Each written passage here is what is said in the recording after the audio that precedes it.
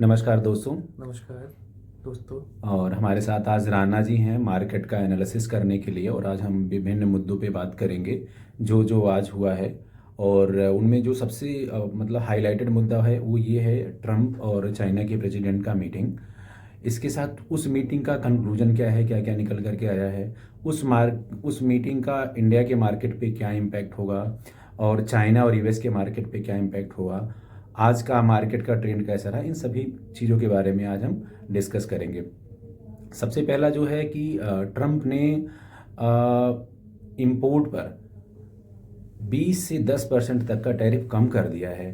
तो चाइना का obviously export बढ़ेगा और यूएस का जो टैरिफ है उससे चाइना को भी बहुत ज़्यादा बेनिफिट होगा। इसके बारे में राणा जी आप क्या सोचते हो? टैरिफ कम का यूएस पर कितना इम्पैक्ट होगा, चाइना का कितना फ़ायदा हो गया, और इन दोनों के टाई अप से इंडिया का क्या बेनिफिट है या इंडिया का मार्केट किस तरह से रिएक्ट करेगा? तो अगर मैं टैरिफ की बात करूँ, चाइना की टैरिफ जो कम हुए हैं, इससे अब क्या है कि चाइना का एक्सपोर्ट ऑटोमेटिकली बढ़ जाएगा। Correct correct correct. और जो यूएस में जो चाइना के जो इम्पोर्टर्स हैं उनको एक अच्छा खासा फ़ायदा मिलेगा। 15 से 20% वो सस्ता, वो जो भी करंटली जो भी सामान बेच रहे हैं वो सस्ता बेच सकते हैं। Correct correct correct. और अगर मैं यूएस की बात करूं तो यूएस को एक तरीके से रेयर अर्थ मिनरल, जैसे कि अभी हमारा दूसरा टॉपिक होगा, वो कहीं ना कहीं उसका एक्सपोर्ट अब चाइना 1 साल तक यूएस को करेगा। हाँ, 1 साल के रेयर अर्थ मेटल और मिनरल्स का एग्रीमेंट एक्सटेंशन हो गया है, जो चाइना सप्लाई करेगा यूएस को। और उसे यूएस को तो फ़ायदा होगा ही होगा, वो अपने ईवी व्हीकल्स और इंडस्ट्रियल यूज के लिए करेंगे। साथ के साथ चाइना का भी उसमें बहुत बड़ा फ़ायदा है। इस बिजनेस एग्रीमेंट से कहीं ना कहीं दोनों कंट्री को बहुत ज़्यादा फ़ायदा होने वाला है। जब से ट्रम्प आए हैं, ट्रम्प के आने के बाद में जो ट्रम्प का रवैया रहा है इंडिया को लेकर के, खासा उतार चढ़ाव भरा रहा हुआ है। एक तरफ वो कहते हैं कि मोदी जी मेरे बहुत बड़े दोस्त हैं, दूसरी तरफ इंडिया और पाकिस्तान के जो लड़ाई था, जो युद्ध था, उसका पूरा क्रेडिट लेने की कोशिश करते हैं। जबकि इंडिया ने साफ ये बोल दिया है कि ये पाकिस्तान के डीजीएमओ के कॉल आने के बाद में इंडिया ने सिंदूर जो ऑपरेशन था उसको बंद नहीं किया है, एक्सटेंड पॉज कर दिया है। तो ट्रम्प कहीं ना कहीं जो उनको जैसे नोबेल प्राइज पुरस्कार के लिए वो काफ़ी ज़्यादा मतलब एग्रेसिव थे कि लोग दुनिया मुझे सपोर्ट करे। पाकिस्तान ने भी ट्रम्प को सपोर्ट किया, लेकिन नोबेल प्राइज उनको मिला नहीं। लेकिन जो उनका टॉपिक था कि वो शांति करवाया उन्होंने उन्होंने कल साउथ कोरिया में भी ये चीज़ बोला है कि मैं इंडिया पे 250% का टैरिफ लगा देता अगर वो पाकिस्तान के साथ लड़ाई नहीं करते। तो अगर लड़ाई करते रहेंगे तो ये चीज़ अभी भी उनके दिमाग में कहीं ना कहीं चल रहा है। तो इंडिया को लेकर के तो उनका खैर स्टेटमेंट ठीक नहीं आता, जिससे इंडिया के लोग भी ये मतलब हैरान है कि यूएस का इस तरह से कैसा है। दूसरा जो है राणा जी, आज ना फेडरल ने रेट कट किया है 0.25 का, और उन्हें फेडरल ने ये भी कहा है कि दिसंबर की जो उनकी मीटिंग है वो भी उन्होंने अभी उस पर कोई क्लियरली नहीं बोला है कम करेंगे या नहीं करेंगे, अब जो भी है। तो इसको आप किस तरह से देखते हो? सो फेड ने जब अपने रेट्स कम किए तो हमारी मार्केट गिर गई। करेक्ट। और अगर फर्दर रेट्स कट होंगे तो हमारे मार्केट में तो इम्पैक्ट आएगा ही, क्योंकि जो डॉलर इंडेक्स है वो उनका अब बढ़ रहा है। अब अभी जो मैंने लास्ट डॉलर इंडेक्स चेक किया था आई गेस कल, तो वो 100 के अराउंड ट्रेड कर रहा था, राइट। तो अगर हमारे जो इनके फेड रेट्स है वो कम होंगे तो डॉलर इंडेक्स बढ़ेगा, और डॉलर इंडेक्स बढ़ेगा तो वहाँ के जो इन्वेस्टर्स है वो अपने इकोनॉमी पैसे लगाएंगे, वो दूसरे इकोनॉमी में क्यों जाएंगे पैसे लगाने? करेक्ट।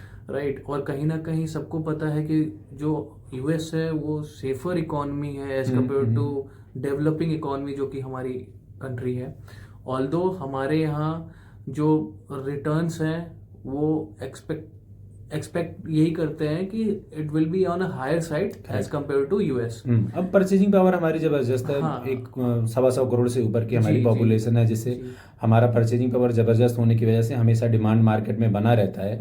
तो उस चीज़ का तो हमेशा मार्जिन हमेशा इंडिया को हमेशा उसके अपर हैंड हमारे पास ही रहेगा। हमारे पास रहता है। एक पॉजिटिव है जो कि हमने अपने पॉपुलेशन को बढ़ाकर एक कहीं ना कहीं एक चीज़ में तो हम आगे हैं।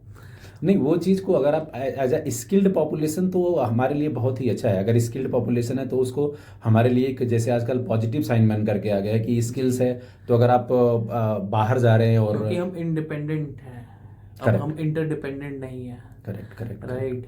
और अभी हम जैसे कि अभी हम बात कर रहे थे आपकी रेयर अर्थ मिनरल्स के बारे में। तो जैसे अगर चाइना इन चीज़ों को अगर सिर्फ अपने पास रखेगा, वो एक्सपोर्ट नहीं करेगा, तो कहीं ना कहीं चाइना के भी इकोनॉमी में इम्पैक्ट आएगा। आखिर वो कितना रेयर अर्थ मिनरल्स कंज्यूम कर लेगा, उसे करेक्ट कहीं ना कहीं ऑल एक्सपोर्ट ही ओवर करना है। एक्सपोर्ट करना ही है, तभी तो कुछ उसके भी इकोनॉमी डेवलप करेगी, बढ़ेगी, although they are developed countries.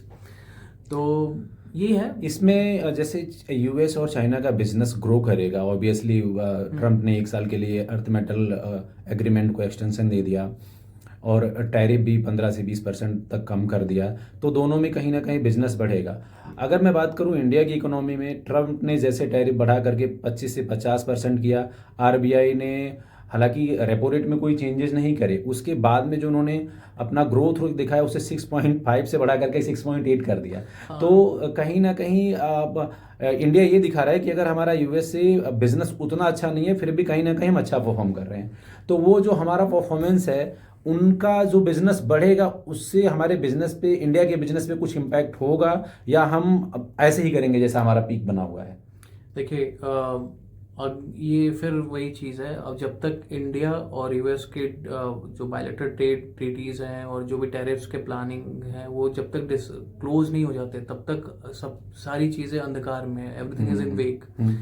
Right. तो इसमें एटलीस्ट हमें तब तक का इंतज़ार करना पड़ेगा जब तब तक एटलीस्ट कि यूएस और इंडिया की ट्रेड डील साइन नहीं हो जाए, और जब वो साइन हो जाएगी तभी बेटर क्लियरिटी चीज़ें रिजॉल्व हो जाएंगी। करेक्ट। राइट। इसके अलावा आज जो मार्केट था राणा जी, मार्केट में अगर आप देखोगे तो सिल्वर और गोल्ड मामूली एज के साथ थोड़ा सा ग्रीन हो करके ही बंद हुआ, और कल भी दोनों में 5-5% बढ़ा हुआ था, सिल्वर ईटीएफ भी और गोल्ड ईटीएफ भी। तो कहीं ना कहीं मार्केट कंसोलिडेट हो रहा है सिल्वर और गोल्ड का, हाँ, हम कह सकते स्पेशली हैं। ईटीएफ की मैं बात कर रहा हूँ। हम बिल्कुल कह सकते हैं, अगर ये ऐसा ही ऊपर नीचे और एक रेंज में अगर ये चलता Constraint रहेगा, राइट, 1% ऊपर 2% नीचे, ऐसे अगर एक रेंज में अगर ये चीजें चलेंगी हफ्ते 10 दिन, It तो means हम कह market सकते हैं is कि in a market consolidate consolidation. हो रहा है, इट्स एन कंसोलिडेशन रेंज। और उस रेंज को जब तक वो एक ब्रेकआउट नहीं आता तब तक हमें थोड़ा कॉन्शियसली सिल्वर और गोल्ड में ट्रेड करना चाहिए। ट्रेड की बात करें तो राणा जी, मुझे लगता है जिन लोगों ने अभी इन्वेस्टमेंट शुरू नहीं किया है सिल्वर और गोल्ड में, वो स्मॉल क्वांटिटी के साथ इसमें एंट्री का अच्छा मौका है। अपने छोटे छोटे एसआईपीज को वो लाइक डेली एसआईपीज कह सकते हो आप, या फिर वीकली एसआईपीज इसमें स्टार्ट करें। अभी एंट्री पॉइंट है, एंट्री पॉइंट है, और जब एक छोटी क्वांटिटी से बंदा एंट्री करेगा और तो छोटी risk- छोटी क्वांटिटी हाँ। को उसका परचेज risk करेगा appetite तो भी- एक लॉन्ग टर्म में एक जो अकुमुलेट होकर के प्राइस निकल करके आएगा वो बीच का होगा। तो जैसे ही उसमें एवरेज हाँ, प्राइस जैसे होगा ही जहाँ उसमें पे उसे एक लॉस मेकिंग एसेट ग्राउंड में नहीं जाने की जरूरत पड़ेगी। क्योंकि जो ईटीएफ प्रीमियम पे सोल्ड आउट हुआ था लास्ट टाइम, वो अभी वहाँ तक तो खैर मार्केट अभी पहुँचेगा नहीं, क्योंकि काफ़ी ज़्यादा शॉर्टेज हो गया था और जिससे प्राइस काफ़ी हाइक हो गया था, तो वहाँ तक तो नहीं पहुँचेगा। लेकिन सिल्वर और गोल्ड का ईटीएफ दोनों आज ग्रीन में बंद हुआ है। लेकिन सेंसेक्स 592.67 लुढ़क कर बंद हुआ, निफ्टी 176.05 लुढ़क कर बंद हुआ। तो इन दोनों के साइन को आप किस तरह से देखते हो? मैं फिर से वही कहूंगा, फेड ने रेट्स कम किए, उसका इम्पैक्ट हमारे मार्केट में दिख रहा है आज। ओके। तो राणा जी, आज हम लोगों ने बहुत सारे टॉपिक पे चर्चा करी। मुझे ज़रूर आशा है कि हमारे दर्शकों को ये सारी चीज़ें बहुत पसंद आएंगी, और अगर आपको ये वीडियो अच्छा लगता है तो लाइक और सब्सक्राइब करें दोस्तों। और अगर आपको इन्वेस्टमेंट करना है तो अपने फाइनेंशियल एडवाइजर का सलाह ज़रूर लें। बहुत बहुत धन्यवाद। नमस्कार।